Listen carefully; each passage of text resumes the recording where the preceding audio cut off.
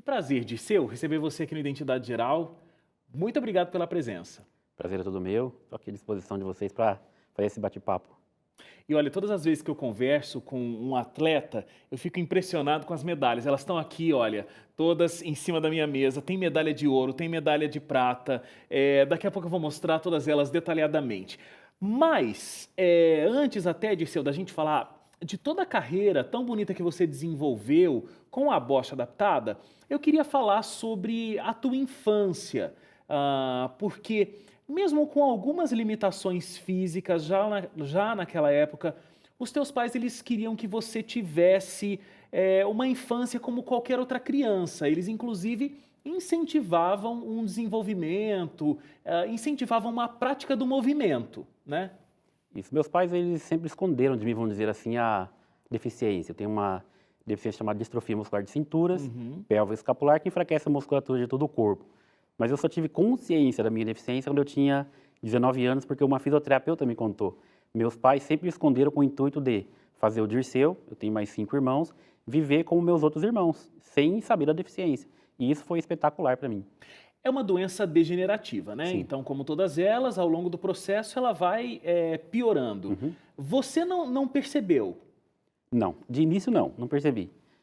Eu percebi quando eu tinha 10 anos que eu tinha algo diferente, mas não sabia que era deficiência porque eu caminhava muito com meus irmãos para ir para a escola e eu sentia muitas dores nas pernas. Sim. Eu parava no caminho de cerca de 1 hora de caminhada e ficava esperando as dores passar e que não passava. Meus irmãos chegavam em casa e eu não chegava. Eu percebi que eu tinha algo estranho, mas seguia a vida normalmente. Seus pais sabiam tudo direitinho, faziam um acompanhamento médico, mas você ainda não estava sabendo. Eles queriam realmente que você, o máximo possível, não fizesse com que essa limitação te limitasse, Sim. né? Eu acredito que os profissionais que meu pai e mãe procuraram, falar para eles, ó, não conta, porque pode ser que gere algo nele, etc. Mas hoje eu sei por causa das entrevistas, em 2008, quando, graças a Deus, nós fomos para Pequim, conquistamos lá 2 medalhas de ouro, nós fizemos muitas entrevistas. E hoje eu sei porque eu assisti as entrevistas do meu pai e minha mãe. E nas entrevistas eles tiveram que falar o que eles fizeram comigo para me preservar, né? E então hoje eu sei por causa disso, mas meus pais nunca me contaram, né? Bom, e você tinha o sonho ainda lá na infância de ser nadador. Isso. E você, inclusive, praticou a Sim. natação. Agora, você estava me dizendo que só de caminhar com os teus irmãos para ir para a escola, você já sentia muitas dores nas pernas. Como é que era encarar isso na natação? Porque você fez dos 14 até os 16 anos natação. E não era natação adaptada, né? Não, era olímpica. Eu entrei no esporte convencional, esporte olímpico, pela natação, indicado por uma fisioterapeuta. E aí surgiu o sonho em mim, porque eu vi o Gustavo Borges, o Xuxa, na época nadando, e eu queria representar o Brasil como eles. Como eu não tinha noção da minha deficiência, para mim, aquele tratamento que eu estava fazendo ia melhorar a musculatura do meu corpo, fortalecer, eu ia ficar forte, etc. Mas em 2 anos aconteceu o contrário, a fraqueza aumentou. A fisioterapeuta, na época, ela viu e ela me indicou que a natação como esporte social, no caso, a natação paralímpica. Só que eu, como atleta, não queria nadar socialmente, queria competir. Claro. E dos 14 aos 16 foi natação olímpica, obtive alguns resultados, mas bem leve. E na natação paralímpica foi o terror, né? Porque eu não conquistava nada, era sempre os últimos lugares, né? E foi dos 16 aos 19, uma situação bem complicada, porque eu queria ser o atleta, queria representar o Brasil, mas não tinha condição física. E até os 19 anos eu tentei, mas não deu certo. Ali parei tudo aos 19, né? E com 19 anos você descobriu, como você me contou aqui, que você tinha essa doença, a distrofia muscular de cintura. Agora, como é que foi esse período da descoberta? Eu ouvi que você passou 3 anos dentro de casa, a gente pode dizer que preso ali. O que passava pela tua cabeça naquele momento? Foi um choque descobrir a doença? Aos 19 anos, eu naquele afoito todo de querer melhorar fisicamente, porque eu fazia todos os treinamentos até a mais do que os outros atletas e nada mudava. E eu lembro que eu estava numa bicicleta fazendo treinamento e a fisioterapeuta tentou me tirar da bicicleta e eu não saía. E aí ela me deu um choque de realidade. Ela me levou para uma sala e falou para mim o que eu tinha, a distrofia e o que o causava em mim o muito exercício físico, a fadiga, etc. E aí ela revelou para mim o que era e de início eu entrou por um ouvido e saiu pelo outro. Mas com o tempo ali dos meus 19 aos 20 anos eu fui lembrando de tudo aquilo que ela falou. E aquilo me levou a uma depressão bem profunda, né? Eu praticamente perdi a vontade de viver. E eu só saía de casa a fazer tratamentos, minha irmã ou meu irmão me levando, e voltava para casa e ficava naquela vida que eu imaginava que seria a vida de um cadeirante, dentro de casa, preso sem perspectiva nenhuma de vida, né? Agora, Dirceu, essa história dos teus pais Uhum. terem te escondido a doença, eu tenho certeza que isso fez com que o choque da descoberta fosse maior, né? Se você soubesse desde sempre que você tinha essa doença, ela poderia ir piorando, tal, você iria se adaptando aos poucos. Então, o choque foi muito maior. Mas você acha que essa preservação lá na infância fez com que hoje você lidasse com a doença de um jeito melhor? É isso? Sim. Eu acredito, se meu pai tivesse me contado, minha mãe, há meus 10, 12 anos, quando eu comecei a sentir as dores, eu acredito que eu ficaria muito mal, porque eu saberia muito antes que eu estaria numa cadeira de rodas, não saberia a data. Uhum. Eu tive uma infância normal, 14, 15, 16, 17 anos, como qualquer adolescente, baguncei muito, andava para cima e para baixo, mesmo com a deficiência, caía na rua, caía na praia quando saía com meus amigos. Eu ia jogar bola, por exemplo, eu era sempre o goleiro, porque eu não conseguia fazer os movimentos rápidos, então tinha a brincadeira que o pessoal sempre fazia, né? Chutava a bola pro gol, eu rebatia a bola para escanteio e caía no chão. Para levantar, eu escalava o joelho, ia segurando e demorava um tempinho para levantar. O pessoal cobrava rapidinho a bola e fazia o gol enquanto eu estava levantando, né? Agora, eu acho incrível realmente como os pais eles têm um grande poder, Sim. né, de influência na mente dos filhos, porque, veja, mesmo com essa diferença de desempenho físico dos Uhum. teus irmãos e dos teus amigos, você jamais desconfiava que tinha alguma coisa de diferente, porque eles colocaram esse sentimento em Uhum. você, né? É impressionante. Bom, mas aí, depois desse período de 3 anos dentro de casa e tal, você começou a fazer uma tentativa de fisioterapia, Uhum. melhora e tudo mais, e foi aí que você redescobriu a bocha, né? Mas você achava, inclusive, que era uma coisa muito inútil, de quem não tinha o que Verdade. fazer, de quem não tinha tempo livre. Como é que foi realmente chegar numa paixão? Eu tinha o sonho de representar o Brasil na Olimpíada, lá com 14 anos, não consegui. Uhum. Tentei representar na Paralimpíada, também não consegui. E eu tinha o sonho de ser um atleta. E quando eu conheci a bocha aos 22 anos, já estava em depressão dentro de casa, sem sonho, sem perspectiva nenhuma de vida. Minha família toda preocupada com o que ia acontecer comigo. E eu ia para a fisioterapia no Clube Náutico em Mogi das Cruzes, segurando no braço da minha irmã. E eu lembro que era umas 7h30 da manhã, vários cadeirantes numa quadra do clube, jogando umas bolinhas. E eu Uhum. olhava e eu pensava assim, né, eu revoltado com a vida, esse fisioterapeuta, ao invés de passar o exercício para os cadeirantes, tira eles de casa às 7 horas da manhã, nesse frio, para fazer eles jogar bolinha numa quadra. Mas que absurdo isso, né? E fiquei ali umas 3 semanas vendo isso. E quando eu entrava para a sala de fisioterapia, essa pessoa que estava ali implantando essa modalidade em Mogi, ela conversava com a minha irmã e eu não sabia. E eu lembro que a fisioterapeuta chegou e disse: eu tenho um rapaz, ele quer conversar com você. Eu coloquei a cabeça para o lado e vi aquela pessoa que eu via na quadra. Eu já imaginei o quê? Vai querer passar aquele tratamento para mim. Não vou. Que era o treinador, o Ronaldo Oliveira. Ronaldo Oliveira, que hoje ele é técnico do César Suzano, um Aham. amigo assim, pessoal meu. E aí eu saí e falei: não vou tratar ele mal, vou lá, faço um teste e nunca mais volto. E quando eu saí, já falei: não, vamos embora, vamos embora. Não, vamos lá, vou te levar para você ver ali uma modalidade nova em Mogi. Eu falei: não, vamos embora. Segurei no braço dela. Não, vamos lá. Mal sabia eu que ela já estava umas 3 semanas conversando com ele, tinha visto. Muita dificuldade, fui lá. Eu tinha um preconceito com cadeira de rodas, porque eu sabia que eu ia ficar na cadeira de rodas.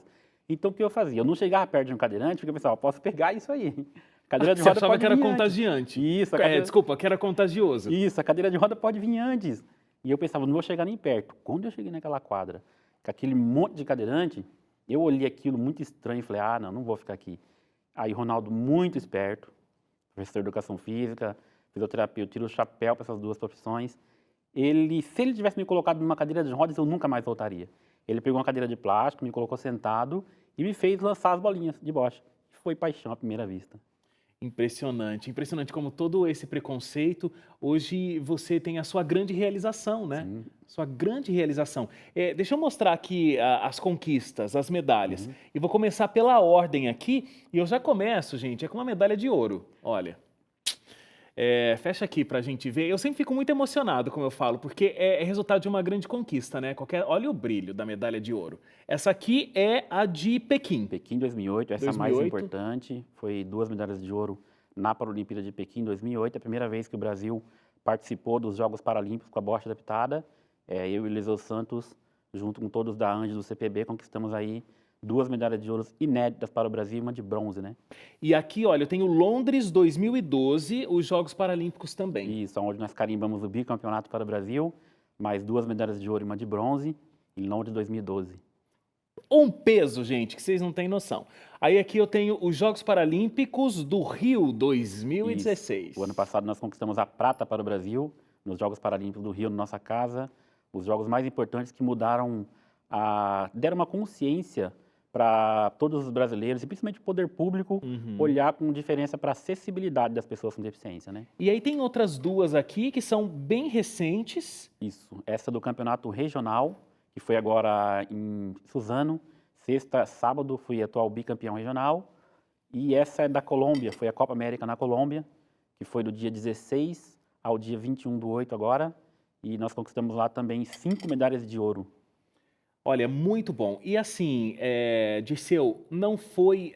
todo esse teu trabalho com o esporte, você como um grande representante do esporte adaptado, não faz isso só para você, a coisa cresceu.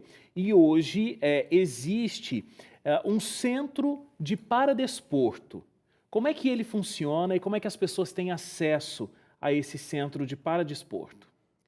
Hoje eu sou coordenador do Centro de Paradesporto da Prefeitura de Mogi e a meta foi levar os cadeirantes a viverem os seus sonhos, assim como eu, que estava em depressão dentro de casa, saí através do esporte adaptado, vivi e estou vivendo os meus sonhos, viajo aí o Brasil e o mundo todo, trabalho, cuido ali de um projeto para mais de 480 pessoas com deficiência, tem projetos ali que mudaram a vida das pessoas mesmo.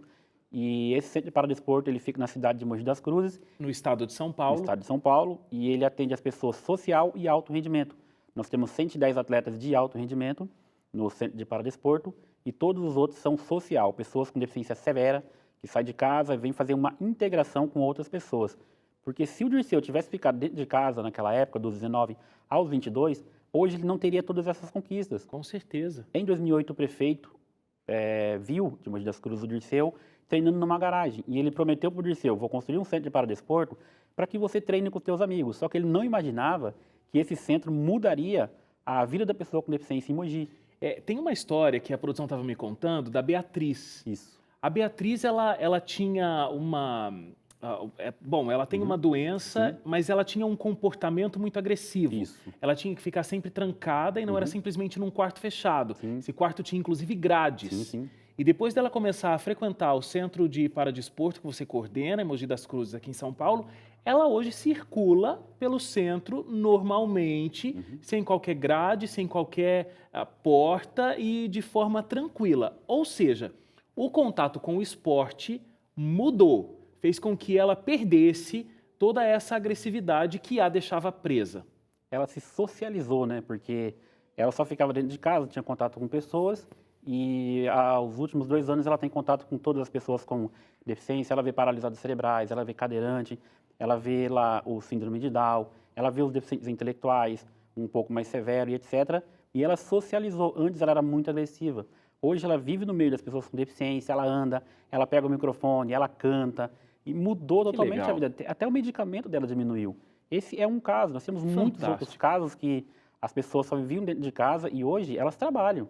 Eu tenho pessoas no centro de treinamento que elas terminaram o ensino médio, cursaram a universidade, advogado, psicólogos, e hoje trabalham no projeto cuidando de outras pessoas. Qual a diferença e o que fez você mudar tanto, Dirceu, daquele jovem dos 19, 20 anos, que estava numa depressão profunda quando descobriu esse golpe, que foi a doença, para hoje? Eu vejo que naquele momento você culpava muito a vida, né, pelo que estava acontecendo com você. E hoje você se sente, e não é um sentimento vazio, existem fatos aqui, você é um campeão, né? Não só é um campeão, mas como representa toda essa força de superação para outros tantos jovens. O que a vida te ensinou? O que fez essa mudança do Dirceu dos 19 anos para o Dirceu dos 37 anos? Com 19 anos aconteceu algo assim que mudou a minha vida, e eu era um jovem muito revoltado. E naquele momento ali eu tive um encontro com Jesus. Uma pessoa foi na minha casa e me ofereceu Jesus naquele momento. E quando eu disse que eu aceitava Jesus, a partir daquilo minha vida foi transformada. Hoje, eu me sinto usado por Deus para conquistar medalhas e Deus tem me usado para transformar a vida de outras pessoas.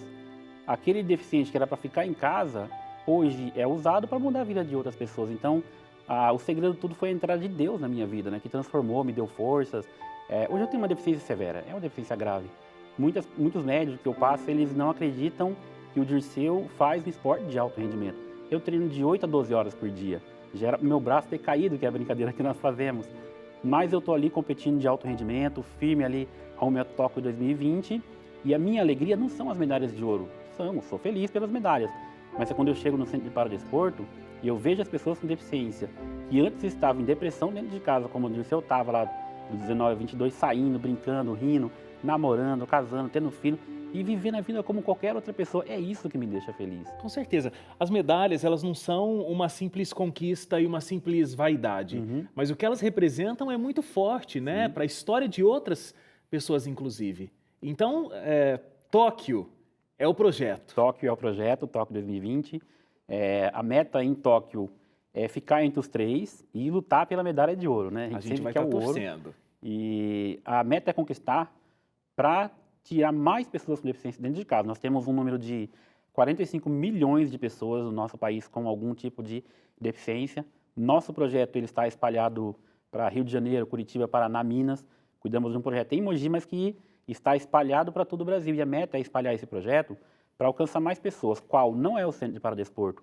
Nós temos 2 empresas que elas contratam uma pessoa com deficiência, assinam a carteira dessas pessoas, dá salário e benefícios para ela, plano de saúde, para elas fazerem esporte. É um projeto que ainda não está divulgado. São 480 pessoas que só viviam dentro de casa e que hoje têm a dignidade e muitas, com paralisia cerebral, por exemplo, sustentam a família.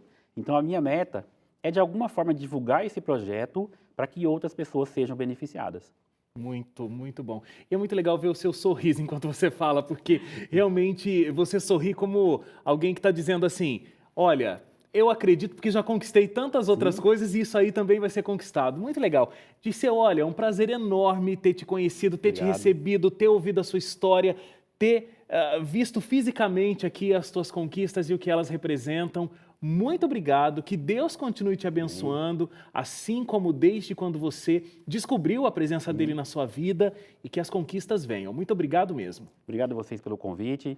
Mandar um abraço aí para o meu pai Carlos, minha mãe Maria, meus irmãos, o Guilherme, que sempre está aí junto comigo, meu escudeiro, a Érica, todos do Centro de Paradesporto de Mogi, o secretário de Esporte de Mogi das Cruzes, Nilo Martins Guimarães, e o prefeito Marcos Mello têm dado um apoio gigantesco, não para o Dirceu, mas para as pessoas com deficiência. E a todos aí que têm me apoiado, da ANDE, do CPB, que sem vocês nós não conseguiríamos chegar aonde nós estamos. Muito legal. Como é o nome do teu pai mesmo? Carlos de Souza Pinto. O Carlos, porque ele já jogava bocha antes, inclusive, né? Ele é quase teu técnico hoje em dia, né? Meu pai Carlos e minha mãe Maria jogava bocha na adolescência e quando eles se juntaram também, então eu tenho a bocha no sangue. Tá aí. Você só não sabia, não né, sabia disso, que ia fazer parte tanto da sua vida. Muito bom. Muito obrigado, Dirceu, mais uma vez.